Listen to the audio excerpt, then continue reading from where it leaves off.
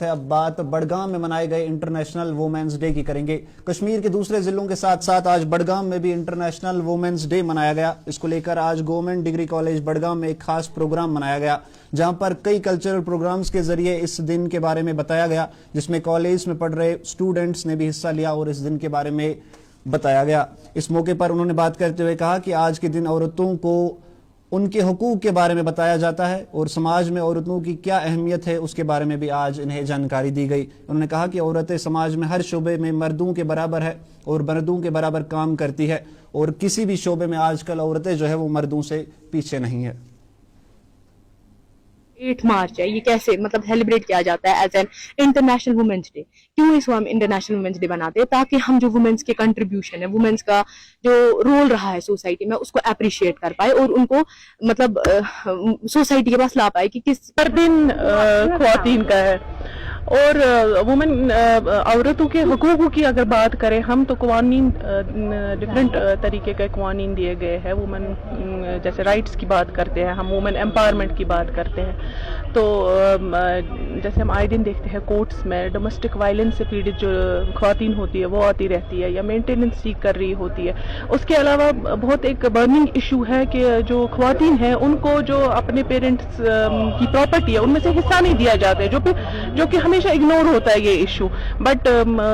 قانونی طور بھی شرعن بھی ان کو بالکل حق ہے کہ وہ اپنا جو کلیم ہے اپنی پراپرٹی کا کلیم کر سکتی ہے، کورٹس آ سکتی ہے، کورٹس کا رجوع کر سکتی ہے۔ اور ایک اور پازیٹیو پوائنٹ میں بولوں گی، کیونکہ بینگ اے سول جج senior division and secretary district legal service authority, تو خواتین جو ہے وہ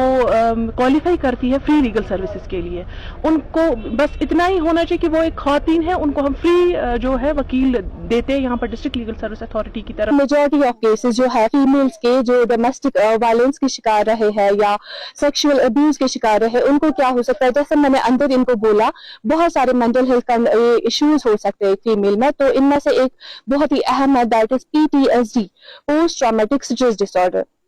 تو جو بھی فیمیلز، اسپیشلی میں آج وومنس ڈے ہے تو میں فیمیلز کی بات کر لوں گی، ہماری OPD میں جو بھی فیمیلز آتی ہے جو اس چیز کا شکار رہے ہوتے ہیں، ان کو ایک سیویئر مینٹل ہیلتھ ڈس آرڈر ہو گیا ہوتا ہے، جس کو ہم بولتے ہیں post traumatic stress dis order.